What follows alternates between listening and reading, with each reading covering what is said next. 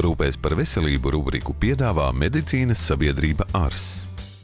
Beidzot, daba ziemas prieku cienītājs ir iepriecinājusi, ļaujot brīvu laiku pavadīt, iekarojot Latvijas virsotnes. Tomēr ar ziemas priekiem ir jābūt uzmanīgiem, jo neliela kļūme sezonu var izbeigt. Es jau domāju, ka viss lielākais traumatisms tomēr ir ceļiem, un arī noslogotība ir ceļiem. Lai gan, tas jau neviens jau krītot nekad nedomā par traumām, bet, kur tā trauma rodās, tas jau no katra cilvēka gan atkarīgs un arī kā nokrīt. Tam piekrīt arī medicīnas sabiedrības Ars traumatologi ortopēdi. Snowboardistiem celis ir vairāk mazāk pasargāts. Kāpēc? Ir kā diezgan agresīvs sporta veids, bet tas celis tomēr ir samērā drošs salīdzinoši. Jā, viņi var sasist, krītot var sadauzīt viņu, bet nav šīs moments, kad kāja vai apakštilps kopā ar pēdu paliek uz vienas vietas, teiksim, pie tās slēpes, un ķermenis turpina rotēt vai otrādi. Ja? Tas, kas ir slēpošanā. Slēpe ieiet kupenā, kāja ar slēpi aiziet vienā virzienā, pats slēpotais brauc citā virzienā. Un tad tādā brīdī notiek šī vērpšanās, viens kauls attiecībā pret otru izdara šo rotācijas kustību. Un kas notiek? Neiztur saite. Pamatā cieši iekšējā sāna saite, tas tā, kur atrodas starp kauliem iekšpusē, un priekšējā krustiniskā saite. Nav jau gluži tā, ka tikai slēpošana būtu ļaunais traumatiskais bubulis. Iespēja ne tā nolikt kāju ir uz katra soļa. Mūsdienās cilvēki pietiekami, pat diezgan aktīvi. Un tur vairs nav vecuma gradients, tur vairs nav cilvēku nodarbošanās. Viņš var sēdēt visu dienu ofisā, bet tajā pašā brīdī viņš 3-4 reizes nedēļā vakarā iet un nodarbojas kādu sporta veidu. Volejbolu, basketbolu, florbolu, peldēšanu, soļošanu, skriešanu. Jebkuru no šiem sporta veidiem var piekļūt paralēli jebkuram darba apjomam. Un tās problēmas, kas saistītas ar ceļu locītavu, var būt jebkurā vecuma grupā un jebkurā cilvēka aktivitātes līmenī. Kad mums būtu jāuztraucās, vai ir bojāta saite un konkrēti priekšējā krustiniskā saite. Ja mēs redzam, ka tas celis burtiski acu priekšā piepamst, tā kā bumba, tā kā balons, kļūst resnāks, tas ir dažu minūšu laikā, dažu 10 minūšu laikā. Tas nozīmē, ka ar 95% garantiju, ka tā saite ir pušu. Šādā gadījumā, nekavējoties, jādodas pie traumatologa ortopēda, kurš nozīmēs rentgenu un magnētisko rezonanci, kas sniegs plašu informāciju par traumu. Un tomēr, iespējams, arī šādu situāciju nepieļaut. Pirmā lieta, tad, kas ir pats svarīgākais? Pirms jūs gribat nodarboties ar sportu, esiet kritiski pret sevi. Ir tāds ķermeņa masas indeks. Ir cilvēki, kas zina, kas tas nozīmē, un ir cilvēki, kas nezina, ko tas nozīmē. Paskatieties, kāds jums ir ķermeņa masas indeks. Ja jums ir paaugstināts svars, vai jums ir adipozāti pirmā pakāpē, tad jums nebūtu prātīgi pēkšņi izdomāt ziemā braukt slēpot, un pēkšņi izdomāt, ka es iešu spēlēt basketbolu, man vajag kādu sporta veidu. Jūsu pareizais ceļš būtu diēta un ārstnieciskā vingrošana. Ja jūs netiekat galā pats, ir uzturs speciālisti, ir fizioterapeiti, kas jūs sagatavos, kas tehniski jūs sagatavos. Ja jūs gribat kaut ko darīt, jums jābūt aktīvam visu laiku. Ja jums būs pietiekami sagatavotā fiziskā aktivitāte, jums traumas brīdī iespēja gūt bojājumu būs stipri mazāka. Tomēr ķibeles gadās arī pašiem labākajiem. Es braucām uz Itāliju slēpot, un es vienkārši pārāk liels ātrums un nepamanīju, ka pagrieziens ir un atsēdos. Tā ir raksturīga kļūda slēpotājiem, ka viņi atsēžās frīsām slēpēm un augumu savērķi. Ar to arī viss bija cauri. Neatvērās stiprinājumu, jo bija tieši tajā dienā no rīta uzgriezis lielāku. Un viss, un celīts pagriezās. Es jūtu, ka ir ziepes. Brauciens uz Itālijas kalniem kaislīgajam kalnu slēpotājam Kārlim beidzās ar ārsta apmeklējumu, lai rastu labāko risinājumu ceļu krustenisko saišu rekonstrukcijai.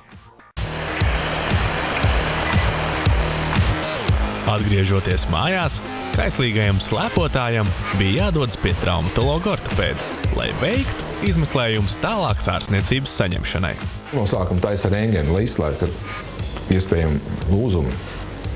Ja lūzums ir izslēgts un tiek konstatēts arī brīvas asins locītavā, izdarot ceļu locītavas punkciju, kas tiek bieži darīts, tad mums tā diagnoze diezgan skaidra.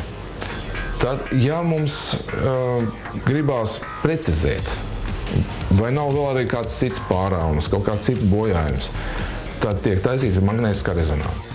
Ceļu locītavas gadījumā vērtīgākais radioloģiskais izmeklējums tajā brīdī, ja mēs domājam par iekšējo locītavas bojājumu, ir magnētiskā rezonanse.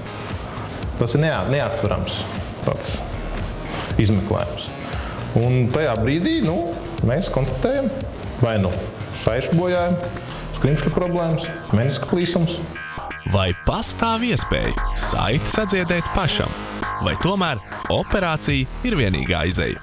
Priekšējā krusteniskā saite nesadzīs nekad pati par sevi. Un gandrīz vienmēr, ja mēs gribam atjaunot stabilitāti ceļu locītavā, viņi ir jāatjauno. Priekšējās krusteniskās saites rekonstrukcija Latvijā notiek vienkulīšu metodē un divkulīšu metodē.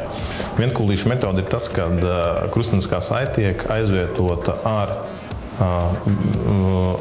cilindriskas formas transplantātu.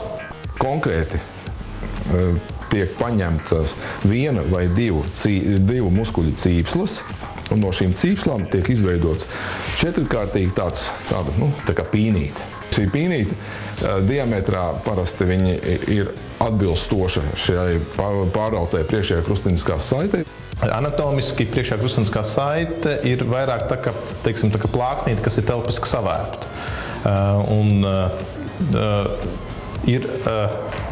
Medicīna iet tālāk, attīstās, un diezgan plaši pasaulē tiek lietot arī priekšējās krusteniskās saites rekonstrukcija divkulīšu tehnikā. Tas nozīmē, ka ir divi transplantāti, kas pozicionāli tiek telpā attiecībā viens pret otru savērti un fiksēti kaulā kā pie vienkulīšu metodas. Bet mēs runājam par 4 tuneļiem un 2 atsevišķām saitēm. Viennozīmīgi sarežģītāk ir divkulīšu tehnikā, kas attiecās uz izmaksām, fiksējošo materiālu vai praktiski 2 reizes vairāk nekā tāpēc, ka mums ir 2 saites, nevis viena. Fiksējošos materiāls ir vajadzīgs 2 reizes vairāk, līdz ar to tas sadārdzina šo procesu. Ar kādām sekām būtu jārēķinās, ja cilvēks nolemj neatjaunot priekšējo krustenisko saiti? Kāpēc būtu jāoperē vispār vai jāpievērš tam uzmanību? Tāpēc, ka pirmkārt, lai atjaunotu to dzīves kvalitāti, tas viens, un otrs, lai novērstu vai samazinātu līdz minimumam iespējas, ka nākotnē ar to ceļu būs kaut kāda problēma. Pa mēnesi, pa pusgadu, pa gada laikā arī nekas nenotiks. Varbūt pa 5 gadu laikā nekas nenotiks. Bet, ja dzīvo gadiem ilgstoši ar nedrošu, nestabilu celi, tad ar laiku, var teikt, ar lielu, gandrīz 100% garantiju, ka būs problēmas vecumā. Un tās problēmas saucās ceļu locītavas deformējuša artroze. Un iznākums ir viens – mākslīgais celis.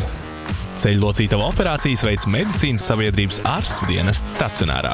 Lai slimnieks pēc iespējas ātrāk atgrieztos normālā dzīvē, ir nepieciešama rehabilitācija. Rehabilitācija ietver sevī, varbūt var teikt, tādos divos etapos var viņu nosacīti nodalīt.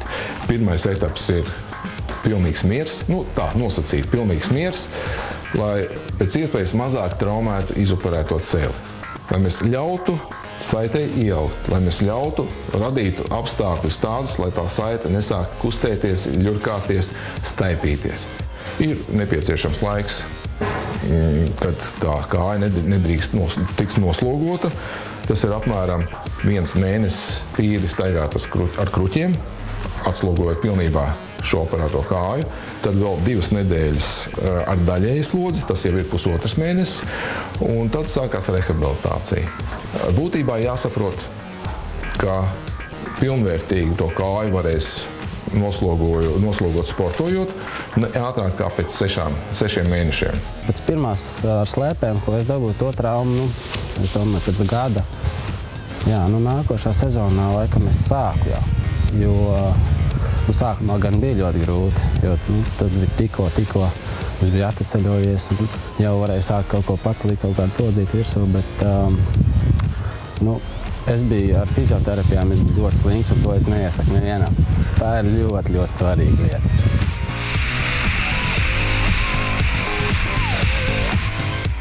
Rūpēs par veselību rubriku piedāvā Medicīnas sabiedrība Ars.